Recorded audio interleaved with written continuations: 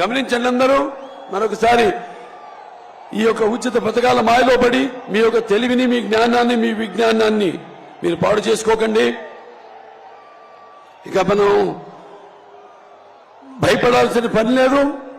నేను చెప్పాను, అందరం మనం ఉద్యమిద్దాం. ఇవాళ జనసేన పార్టీ అలాగే తెలుగుదేశం పార్టీ కలిసి ఉమ్మడిగా ఈ యొక్క మహాప్రజాశక్తుల ఈ యొక్క కలయిక ఇవాళ బ్రదర్ని నేను అభినందిస్తున్నాను. ఆయనకి నాకు చాలా స్వరూపాలు ఉన్నాయి. ఆయన ముక్కుసూటి మనిషి, నేను ముక్కుసూటి మనిషి. ఏమన్నా కూడా కుండ బద్దల్లో కొట్టేటట్టు మాట్లాడే స్వభావం అది.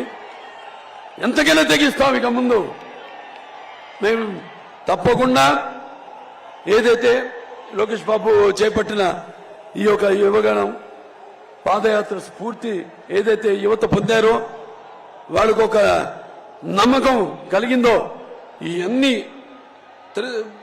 సంగమాలన్నీ కూడా కలిసి సంగమించి రేపు రాబోతున్న ఎన్నికల్లో తిరిగి మనకు పునర్వైభవం మనం తీసుకురావాలని, మన జాతికి అయితేనేమి, అలాగే మన భవితకు అయితేనేమి, మన పిల్లల భవితకు అయితేనేమి, మన రాష్ట్ర భవితకు అయితేనేమి, మనందరం కూడా కలిసి ఉద్యమిద్దాం, విజృంభిద్దాం.